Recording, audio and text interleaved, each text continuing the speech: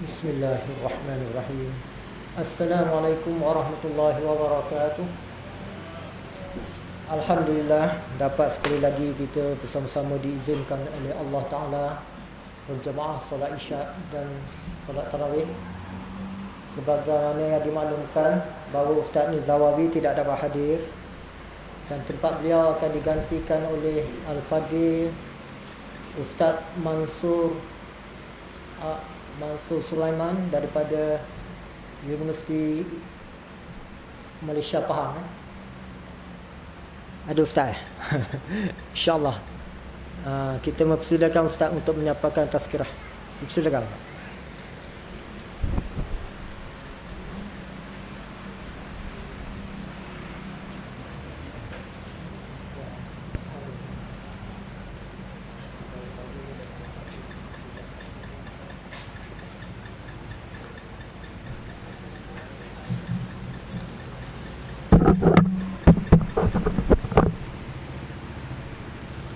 Bismillahirrahmanirrahim.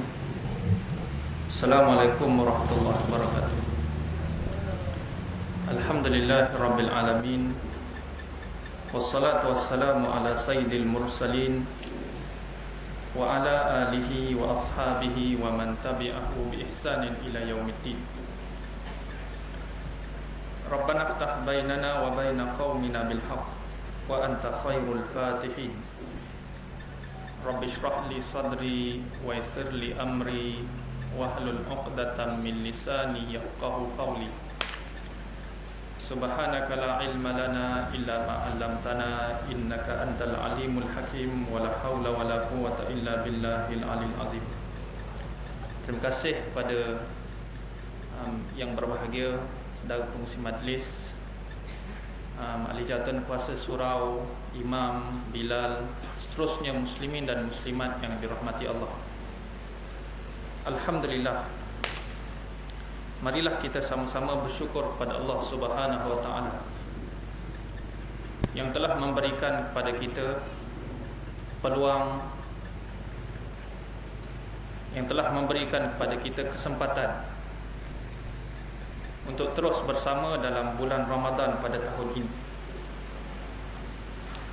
dalam keadaan ada di antara rakan-rakan kita, saudara mara kita, orang yang rapat dengan kita telah pergi dan tidak dapat bersama dengan bulan Ramadan pada kali ini.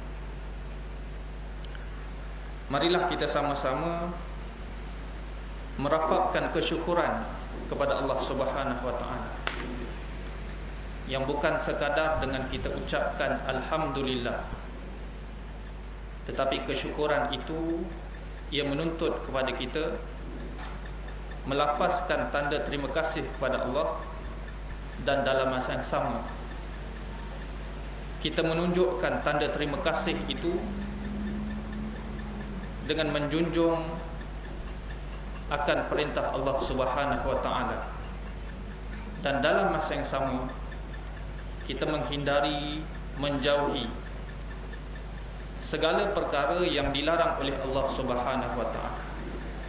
Inilah dia yang merupakan tanda kesyukuran yang sebenarnya.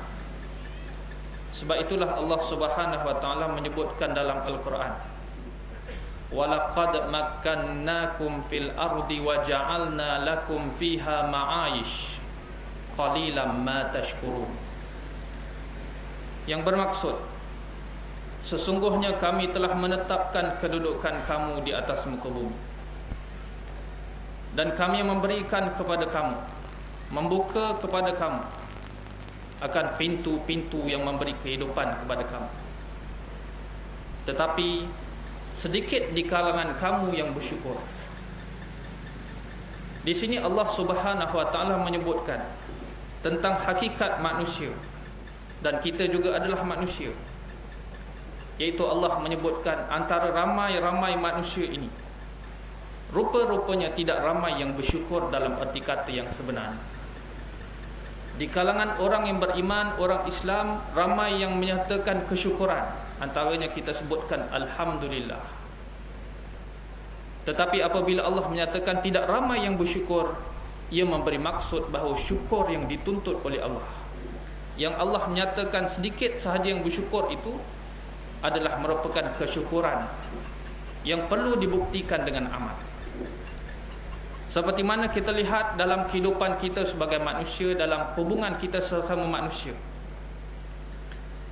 banyak kali kita jumpa orang yang datang kepada kita menghulurkan tangan dengan muka yang manis, tetapi hakikatnya di dalam hati mereka pelbagai perkara yang buruk tersirat terhadap kita, yang mana kita cuma tahu perkara itu apabila telah terbongkar rupanya orang ini merupakan musuh dalam selimut. Banyak dalam kita lihat dalam dunia pada hari ini, kawan makan kawan, kawan tikam daripada belakang, kawan yang asalnya muka manis, mulut manis, cakap macam-macam, tetapi rupanya dia mempunyai agenda di sebalik daripada muka manis itu. Dan ini bukanlah orang yang kita sebutkan sebagai terima kasih yang sebenarnya. Ramai orang boleh buat begitu, cakap depan lain, dalam lain. Begitu juga hubungan kita dengan Allah Subhanahu Wa Taala. Yang dikatakan bersyukur itu bukan sekadar kita ucapkan alhamdulillah, segala puji bagi Allah, asyukrulillah, terima kasih kepada Allah. Tetapi kita sama saja dengan yang kita sebutkan tadi, kalau sekiranya ucapan kita itu daripada mulut kita, tetapi tindakan kita adalah merupakan tindakan-tindakan yang mendatangkan kemurkaan oleh Allah Subhanahu Wa Taala. Lepas makan kita sebut alhamdulillah, tetapi selepas itu kita meninggalkan akan kefarduan yang ditentukan oleh Allah. Kita mengucapkan terima kasih kepada Allah, tetapi dalam masa yang sama kita mengkhianati amanah yang diberikan oleh Allah sebagai khalifah di atas muka bumi ini untuk menegakkan syariat Allah Subhanahu Wa Taala. Ini adalah merupakan suatu yang bukan di kalangan orang yang bersyukur yang sebenarnya. Sebab itulah Rasulullah sallallahu alaihi wasallam menyebutkan, mereka yang menyebutkan kesyukuran itu dengan sebenar-benarnya dan termasuk di kalangan golongan yang sedikit yang bersyukur itu, Rasulullah menyebutkan dalam hadisnya, subhanallah tamla'ul mizan wa subhanallah walhamdulillah tamla'u au tamla'ani bainas sama'i wal ardh. Kita potong setakat dulu itu hadis ini. Yang bermaksud Rasulullah menyatakan ucapan subhanallah yang kamu sebutkan, maha suci Allah terjemahannya,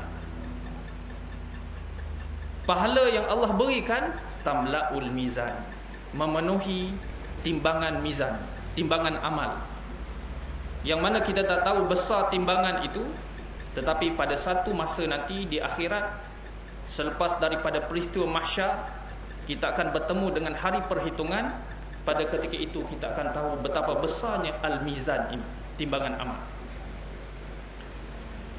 Kalau kita terjemah lebih mendalam lagi, maksudnya dekat sini ialah kalau sekiranya kita jisimkan akan pahala yang Allah janjikan kepada orang yang menyebut subhanallah dalam erti kata yang sebenarnya, ucapan yang bukan sekadar terhenti di lidah, tetapi datang daripada hati, dan kemudian dibuktikan dengan amal, tanda takjub dengan kehebatan, kebesaran Allah Subhanahu Wa Taala, sehingga memberikan ketundukan dan kepatuhan kepada Allah.